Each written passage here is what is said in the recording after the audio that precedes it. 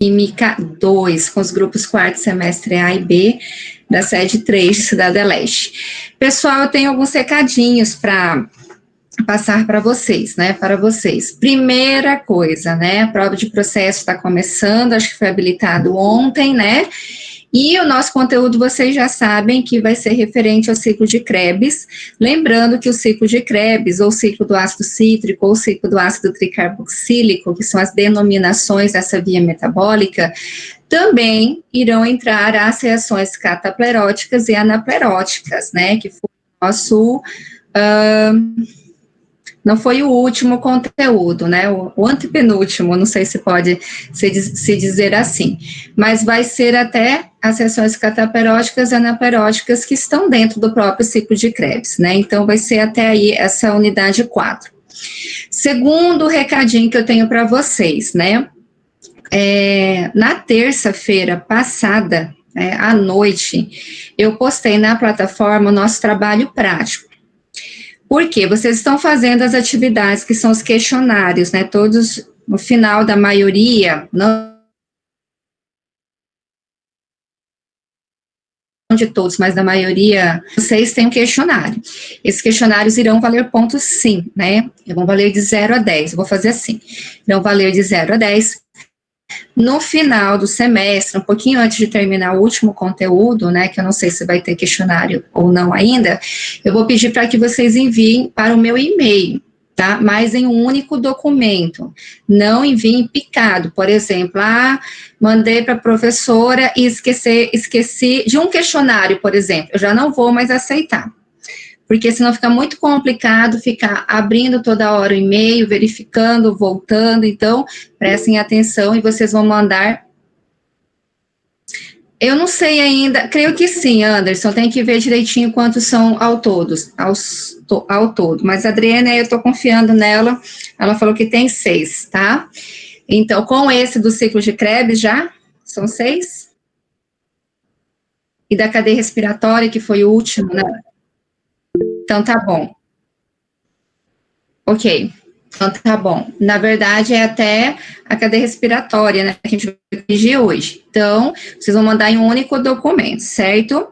Aí, por exemplo, vou dar o exemplo do Guilherme, né? São 10 questionários. Aí o Guilherme me mandou só 5, então ele tem 5 pontos dos 10, a metade. Lógico que a faculdade, ela pede um trabalho prático também, né, para que seja enviado por plataforma. Então, na terça-feira,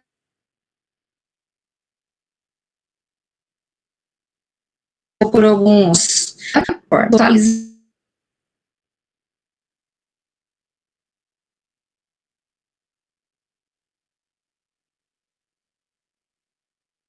hoje eu mando para a Adriene e para o Marden, né, os requisitos, os mesmos requisitos que eu coloquei na plataforma para quem quiser ir adiantando esse trabalho, né, que vocês vão enviar por plataforma. Em que consiste esse trabalho, pessoal? Ele não é difícil, tá? Então, o que eu quero? O tema geral vai ser metabolismo, tá? De uma forma geral. Por quê? Porque é o nosso conteúdo de Bioquímica 2, né, desse semestre todo. Nós estamos falando de metabolismo. Lógico que vocês não vão falar de cada processo metabólico que nós estamos vendo aqui no programa. O que eu quero? Conceito de metabolismo, a classificação do metabolismo, catabolismo, anabolismo, diferença entre anabolismo e catabolismo, calóricos, vocês podem dar exemplos também ali, somente exemplos. Depois também pedir metabolismo basal, que seria esse metabolismo basal, quais são os fatores que interferem no processo metabólico, que façam com que ele seja mais lento, que façam com que ele seja mais rápido, por exemplo, né? Coloquei também quais são os hormônios que podem participar ou que participam de processos metabólicos, e coloquei patologias relacionadas com o metabolismo. Nessas patologias, lógico que vocês vão colocar todas as patologias, vocês escolham 3 para que vocês possam abordar essas 3 patologias. No final, vocês vão fazer uma conclusão, mas vocês vão ver também que eu coloquei um questionário, para que vocês preencham o questionário. Esse questionário, ele vai, no final, determinar de uma certa forma o perfil oxidativo de vocês. Se o perfil oxidativo de vocês é lento, se é rápido, e eu quero que vocês anexem no final desse trabalho prático. Outra coisa também, gostaria muito, não está nos indicadores, mas estou falando aqui para vocês, que no final do trabalho, vocês coloquem uma avaliação a respeito das minhas aulas. Eu quero ter esse feedback com vocês, tá? Se vocês estão gostando, qual a nota da professora? De 0 a 10, o porquê, justifique. E se tem alguma coisa para melhorar, eu quero que vocês sejam sinceros, podem ter certeza que não levo rancor de maneira nenhuma. O intuito é melhorar cada vez mais enquanto docente, enquanto profissional, certo? Então, vocês vão colocar também no final. Seguir todas as regrinhas, colocar capa, contra capa, índice, introdução, conclusão no final, né? E a bibliografia, certo? Entenderam alguma dúvida? Não? Então tá bom. Se tiverem qualquer dúvida também, vocês podem estar passando para os delegados de vocês, que eu respondo, posso demorar um pouquinho, mas eu respondo, tá bom? A data limite que eu coloquei, vocês vão perguntar até quando, prof, para mandar na plataforma, né? Como eu coloquei na terça-feira passada, que foi dia 14, então eu coloquei até dia 14 de novembro, tá? É individual. Tá, Ingrid? E o prazo de entrega até dia 14 de novembro. Depois disso, lógico que a nota vai diminuindo também. Essa nota é de 0 a 10, o trabalho prático tem que ser em espanhol, certo? Os questionários... pode falar.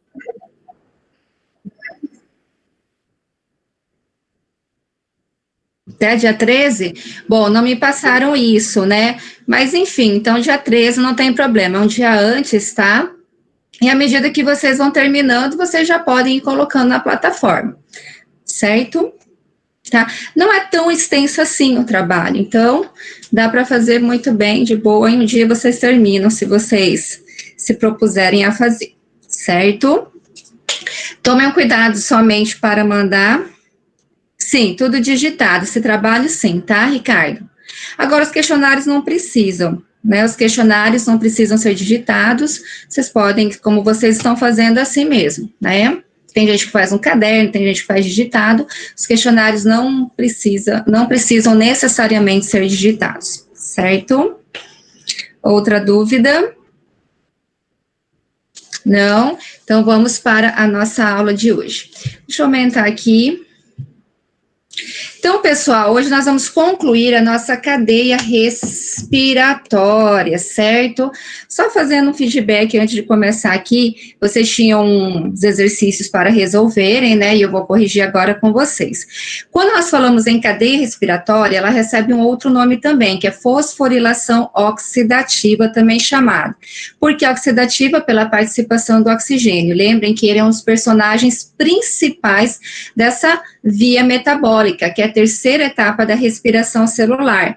Então, o oxigênio, ele funciona como um aceptor final de elétrons da cadeia respiratória, desse transporte de elétrons. Sabemos que ela acontece na crista mitocondrial, ou também chamada membrana interna das mitocôndrias nas células eucarióticas, certo?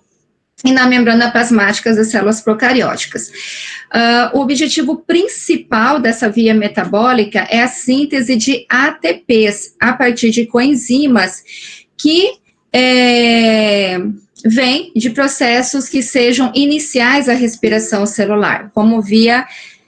Não está aparecendo aqui, Tatiana, essas pessoas que estão querendo entrar. Pede para novamente tentar, porque aparece aqui para mim, e é o pessoal da faculdade que aceita, né? Mas pede para tentar de novo. Como que eu estava falando? Ah, tá. Na crista mitocondrial, então o oxigênio, a função dele é aceptor de elétrons, ele vai aceitar os elétrons finais que foram transferidos a partir de coenzimas, que vêm de processos iniciais, né? Da via glucolítica, da oxidação do piruvato a acetil-CoA e do ciclo de Krebs, certo? Vimos também que esse processo é dividido em duas partes. A primeira parte, que é o transporte de elétrons, onde os elétrons vão sendo transportados de proteínas de membrana em proteínas de membrana. E também a segunda parte, que seria a quimiosmose, que seria a síntese de ATPs. Outro fator importante, que durante essa transferência de elétrons pelas proteínas de membrana, nós vamos gerando um gradiente eletroquímico através do bombeamento de prótons, certo? Então, pelos complexos 1, 3 e 4. Lembrem que o complexo 2, ele não bombeia prótons, que é aquele complexo, aquela proteína de membrana que recebe os elétrons do FADH2. O FADH2, ele não é um bom doador de elétrons, então ele não tem muita energia assim. Por que é importante esse bombeamento de prótons da matriz para o espaço intra ou intramembranoso? Porque aí, pessoal, nós vamos ter um armazenamento de prótons, de energia potencial. Por que é importante esse armazenamento de prótons, de energia potencial? Porque serão esses prótons que vão ativar a nossa ATP sintase, que seria a última etapa da cadeia respiratória. Então, lembrem que os prótons, eles querem voltar novamente à matriz mitocondrial, só que eles vão poder voltar somente por esse caminho, pela ATP sintase. Quem ativa a ATP sintase vai ser essa energia potencial, que foi armazenada na forma de prótons. É a nossa força próton-motriz. Então, ela ativa e quem regula vai ser quem? O nosso ADP, porque a partir do ADP é que nós vamos fosforilar esse ADP e assim sintetizar ATP. Mais ou menos assim, resumidamente, é como acontece a nossa cadeia respiratória, certo? Então, vamos corrigir esses exercícios que vocês... Espero que vocês tenham feito, né?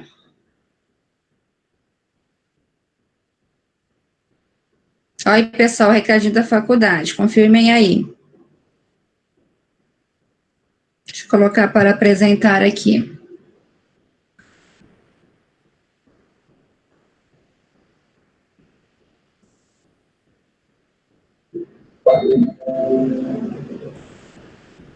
Muito bem.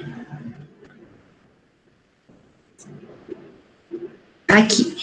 Pessoal, então vamos corrigir os exercícios rapidinho. Alguns eu vou pedir que vocês participem, tá? Eu quero ouvir a voz de vocês também. Opa, já passei aqui. Gente, número 1, qual é a importância do oxígeno para a cadeia respiratória? Vocês poderiam responder com as palavras de vocês, não é? Então, o oxigênio, ele é o aceptor final de elétrons, né? A importância dele é porque quando ele aceita esses elétrons, né, que estão sendo encaminhados pelas proteínas de membrana, ele vai fazer fluir essa cadeia de transporte de elétrons. Ela não para, consequentemente, ela forma moléculas de água e bombeia prótons para o espaço intramembranal, certo? Então, tudo isso é a importância do oxigênio. Se vocês colocarem também que o oxigênio ajuda a oxidar o NADH e o FADH2, de modo que eles possam voltar à glicólise, ao ciclo de Krebs, também está correto, porque também é uma função do oxigênio, tá? Professora, pode falar. A oxidação seria colocar um oxigênio na substância ou tirar? Tirar elétrons, na verdade. Tirar elétrons. Isso, tá? Através do oxigênio. O oxigênio faz e tira elétrons. Então, ele vai, porque, na verdade, o oxigênio, ele vai aceitar os elétrons. Ele vai tirar os elétrons do NADH e do FADH2, olha, ele está tirando deles. Para ele, entendeu? Ele tira para ele. Ele que vai receber esses elétrons. Quando ele recebe, ele está tirando os elétrons do NADH e do FADH2, o que vai acontecer com essas coenzimas? Elas ficam oxidadas, porque elas perderam elétrons para o oxigênio, tá? Então, oxidação é tirar elétrons, redução é ganhar elétrons. Lembra um pouquinho de química quando vocês estudaram as reações óxido-redução? Vocês lembram? Ou Sim, mais sim. ou menos? A minha dúvida é, então, o oxigênio, ele tira o elétron da outra molécula. Porque Será na que- verdade, ó, o que está acontecendo? Nós estamos tirando elétron de quem? Das coenzimas, não é? Do NADH e do FADH2. Esses elétrons estão na forma do hidrogênio, do próton. Não tira o hidrogênio? Tira o hidrogênio. Tira elétron. Se está tirando hidrogênio, ele tira elétron também. Então, na verdade, ele está oxidando, ele tira esses elétrons para que ele aceite esses elétrons e formar uma nova molécula, que seria a molécula de água. Né? Por isso que ele é um elemento que oxida, ele tira, ele atrai os elétrons, ele tira de outras substâncias. Tá, então o oxigênio ele vai lá no NADH e ele tira esse hidrogênio e coloca Isso, hidrogênio naqueles complexos 1, 2, 3 e 4. Quer dizer, o 2 é o VADAT, né? Isso, na verdade, ele vai estimular essa retirada, essa transferência de elétrons, tá? Sim, pois é. Então, o oxigênio ele vai ele estimula esses receptores eles tiram os elétrons, ou seja, o hidrógeno, para dentro desse receptor. Na verdade, esses elétrons, eles vão indo de proteína de membrana em proteína de membrana. Ele não consegue chegar diretamente até o oxigênio. O oxigênio, ele fica lá no final. Ele fica aguardando esses elétrons chegarem. Ele vai atrair. Como o oxigênio está ali, ele vai atrair, vem. Só que os elétrons não conseguem chegar até o oxigênio, nesse caso, por qualquer caminho. Então, na verdade, o que vai acontecer? Esses complexos, essas proteínas de membrana, são aquelas que vão atrair esses elétrons. Então, o complexo 1, que é o NADH desidrogenasa, vai atrair os elétrons do NADH, certo? O complexo 2, que é a succinato desidrogenasa, vai atrair os elétrons do FADH2. A partir daí, nós vamos ter uma substância chamada ubiquinona que vai transferir esses elétrons para o complexo 3 e complexo 4. Então, esses elétrons vão sendo transferidos de um complexo para outro, até chegar ao oxigênio, porque o oxigênio é que está atraindo esses elétrons, só que ele vai esperar lá no final da cadeia. Tá, então ele age de forma indireta. Isso, podemos dizer que seja assim, para que você entenda melhor. Uhum. Mas, assim, ele fala ali que o oxigênio ele é importante para o processo de fosforilização. No caso, ele ajuda a colocar um grupo fosfato no ADP. Por quê? Boa pergunta. Por que ele é importante para a fosforilação? Porque no momento que está fazendo essa transferência de elétrons, que o oxigênio está atraindo esses elétrons, o que acontece? Nós estamos bombeando prótons, não estamos? Isso acontece também. Próton, né? Seria só o hidrogênio ou outros? O hidrogênio, só o hidrogênio, da matriz para o espaço intramembranal, certo? Então, a gente está bombeando esses prótons para lá. Por que isso é importante para a fosforilação, para a síntese de ATP? Porque nós vamos ter um armazém de energia, como se fosse uma bateria, entende? A gente vai armazenando essa energia na forma de prótons. Isso só vai ser possível com essa transferência de elétrons. E a transferência de elétrons só vai acontecer se tiver esse oxigênio esperando no final para captar esses elétrons. Então, a gente vai gerar uma energia tal, que é aquela energia que vai ativar a ATP sintasa, lá no finalzinho. Então, ativando a ATP sintasa, vai fazer o quê? Com que aconteça a fosforilação. Por isso que ele é importante também para a fosforilação, para a síntese de ATP. Então, a fosforilação é adicionar fósforo, já no finalzinho, né? O fósforo ao ADP para formar ATP. Mas isso só vai ser possível se a gente tiver esses prótons, né? Que foram acumulados na matriz, no espaço intramembranal. Então, esse ATP sintasa é como se ele fosse uma bolsa cheia desse grupo fosfato. Só que ele só é ativado através dessa energia, e quando a energia ativa essa bolsa, digamos que libera um fosfato para o ADP, que está junto ali, digamos assim. Imagine não ela como uma bolsa, imagine ela como se fosse uma turbina, porque no final ele tem uma turbina. tá? Que nem o exemplo que eu dei, uma turbina da usina hidrelétrica, certo? Então, quem vai ativar essa turbina da usina hidrelétrica é a água. No nosso caso, quem vai ativar vão ser os prótons, porque esses prótons, eles estão no espaço membranal. E a única forma legal que eles, para produzir ATP, então eles vão ter que voltar novamente para a matriz mitocondrial. E ele só vai poder voltar através dessa turbina, através desse canal. Então, eles entram, eles abastecem, vamos dizer assim, né? Eles vão abastecer a ATP sintasa, vão ativar a ATP sintasa e vai fazer rodar essa turbina. Eles vão ativar a energia dessa turbina. À medida que essa turbina ela vai girando, né? O que vai acontecendo? Ela vai, vamos dizer assim, incentivar para que aconteça fosforilação. Ela vai catalisar esse processo de fosforilação. Essa é a palavra certa, catalisar, catálise.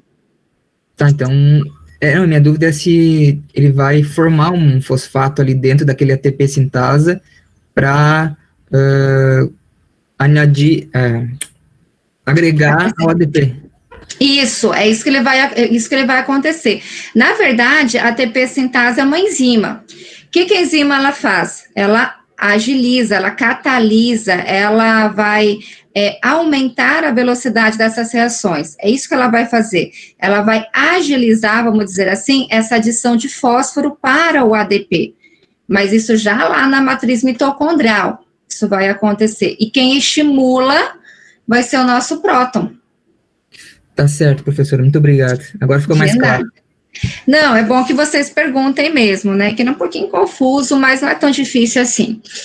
2. Quais são as proteínas de membrana da cadena respiratória? Pessoal, o que vocês responderiam ali? Quais são as proteínas de membrana? Vamos ver, quem quer participar? Alguém respondeu? Seriam os complexos? Seriam os complexos, então, complexo 1, complexo 2, complexo 3, complexo 4 e complexo 5. Seria muito bom se vocês colocarem também o nome desses complexos, tá?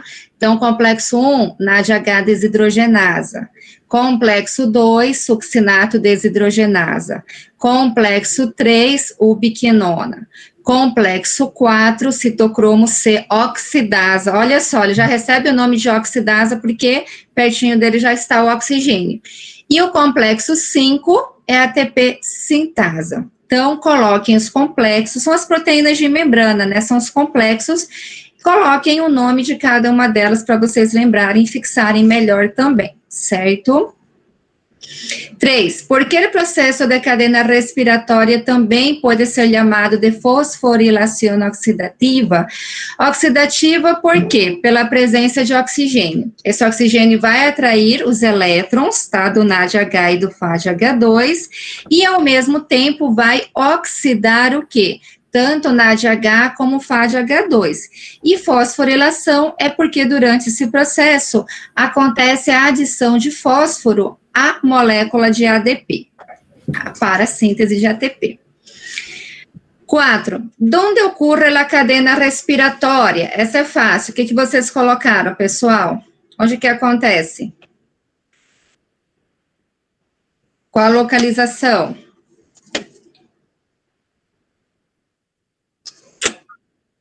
Na membrana interna da mitocôndria, na crista mitocondrial. Eu acho que eu vou reduzir aqui. E aí, se vocês quiserem, acontece que eu não consigo visualizar aqui, mas tem que ser assim mesmo. Quando eu estou apresentando, não dá para visualizar o chat. Uma pena. Vamos lá, número 5. Quais são os processos que participam e qual é a diferença entre eles? São dois processos que participam, tá? Durante essa última etapa da respiração. Primeiro é o transporte de elétrons e o segundo é a quimiosmose, né? Que seria onde acontece a síntese de ATPs. Qual a diferença entre eles? No transporte de elétrons, o próprio nome já diz, acontece a transferência de elétrons a partir das coenzimas. à medida que esses elétrons vão passando de uma proteína de membrana a outra proteína de membrana, isso vai gerando um gradiente eletroquímico, né? Então, acontece o bombeamento de prótons. Já na quimiosmose, o que vai acontecer? Na quimiosmose, acontece a síntese de ATP a partir da fosforilação do ADP, onde nós vamos acrescentar o quê? O fósforo inorgânico, né? Então, acontece a síntese de ATPs. 6. Las moléculas de NADH transfieren sus electrones para qual proteína de membrana? Lembrem que o NADH inicialmente vai transferir seus elétrons para o complexo 1, para o NADH desidrogenase, somente para ele, exclusivo dele. 7. Las moléculas de FADH2 transferem seus eletrones para qual proteína de membrana?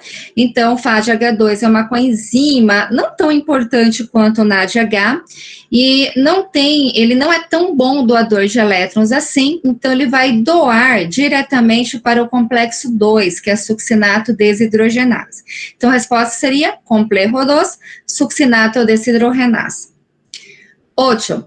Qual é a função da ubiquinona? A ubiquinona, pessoal, ela faz a transferência de elétrons do complexo 1 para o complexo 3, que são os dos NADH, e faz também a transferência de elétrons do complexo 2 para o complexo 3, que serão os elétrons do nosso FADH2. 9. Qual é a função da ATP sintasa do complexo 5, né? A função da ATP sintasa vai ser fosforilar, né?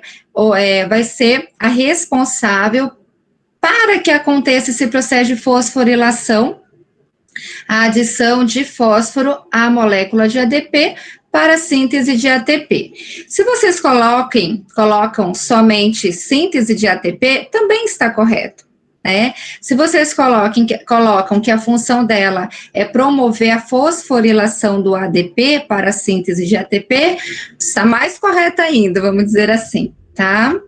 10. Faltou um E, né, ali. Que ocorre com os NAD+, né, e o FAD oxidados, uma vez que eles entregam seus eletrônicos à cadeia respiratória. Quando eles entregam seus elétrons à cadeia respiratória, eles ficam oxidados. O que vai acontecer com eles mesmo, pessoal? O que vocês colocaram ali na 10? Vamos ver. O que passa? Eles voltam a ser reutilizados? Isso. Aí você coloca assim, eles voltam a ser reutilizados em processos de glicólise, no ciclo de Krebs, na oxidação do piruvato acetil-CoA, nos processos anteriores à cadeia respiratória. Então, eles vão ser reciclados, vão ser reutilizados. 11.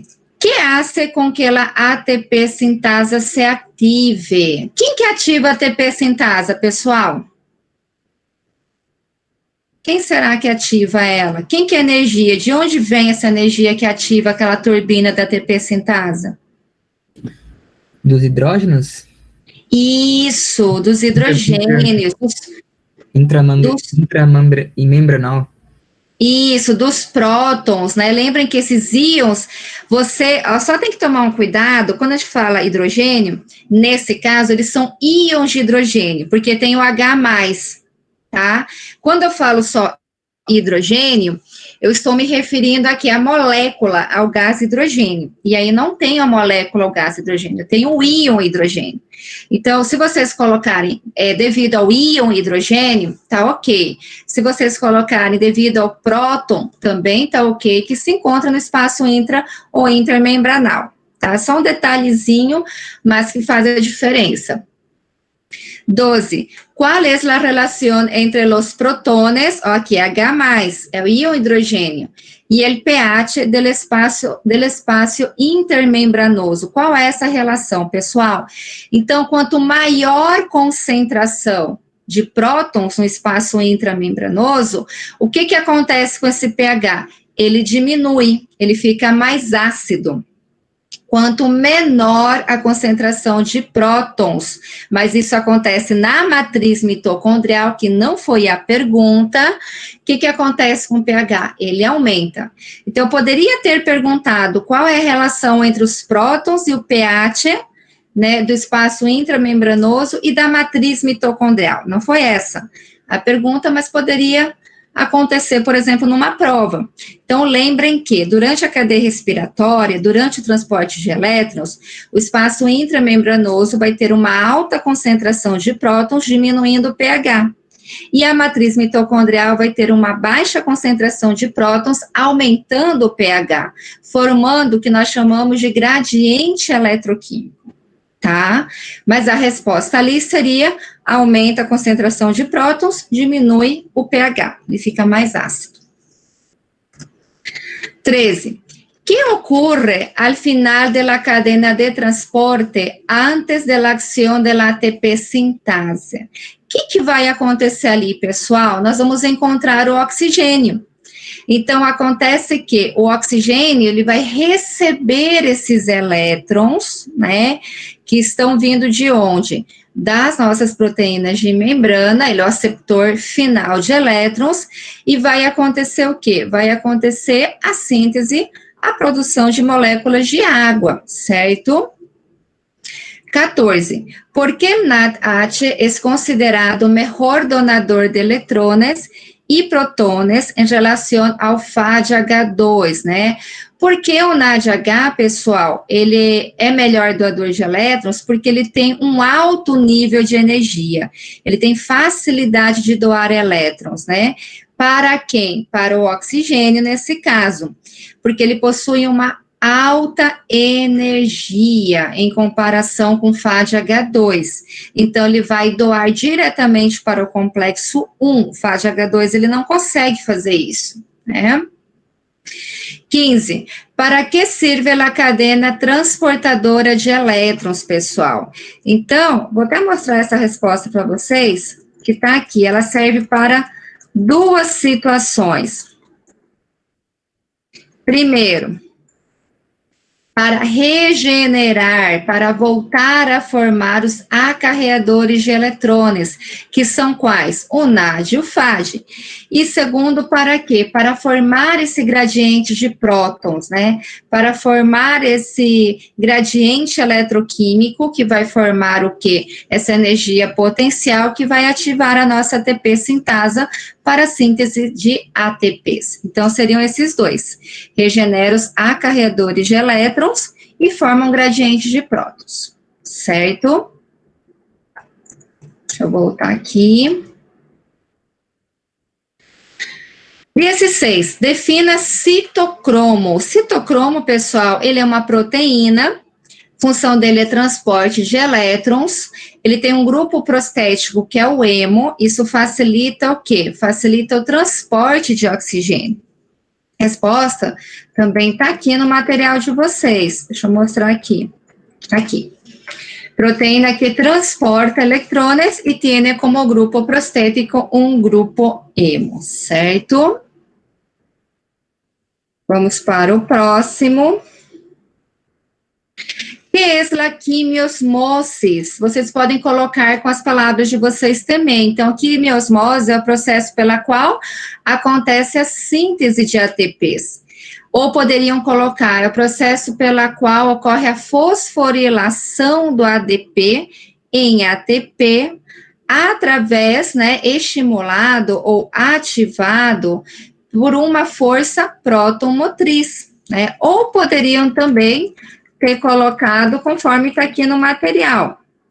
É o processo no qual a energia do gradiente de prótons, a nossa força próton-motriz, nós utilizamos para quê? Para gerar, para produzir ATPs. Né? Então, vocês podem colocar com as palavras de vocês também.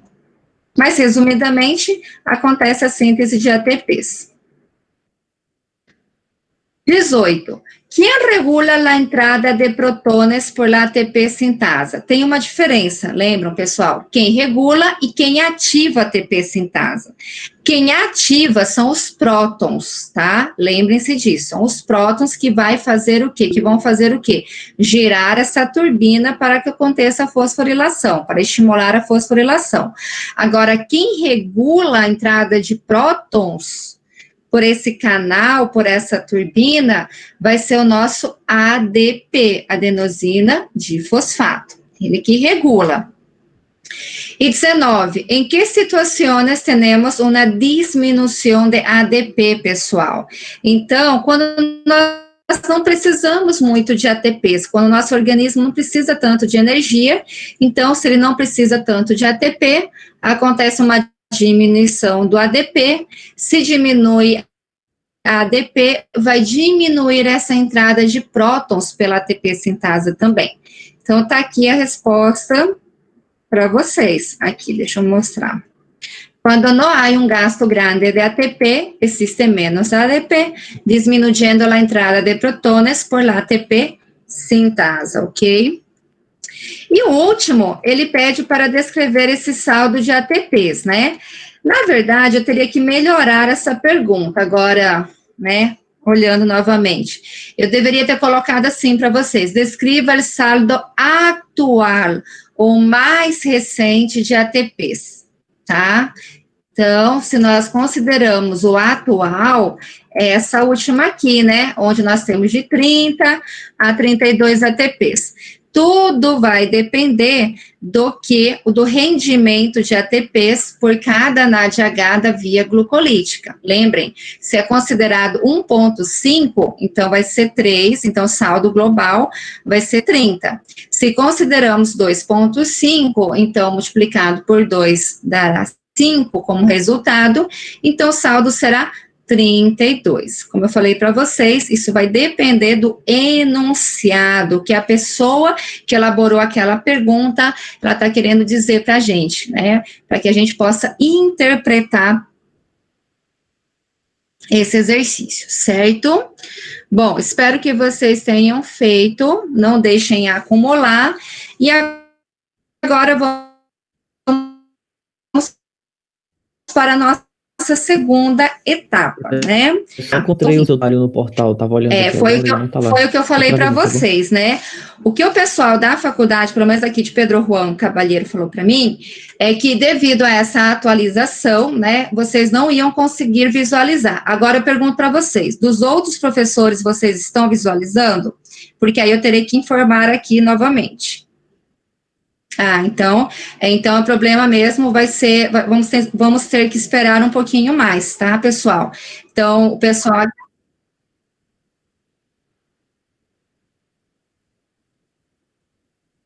É isso aí. Obrigada, Adriene.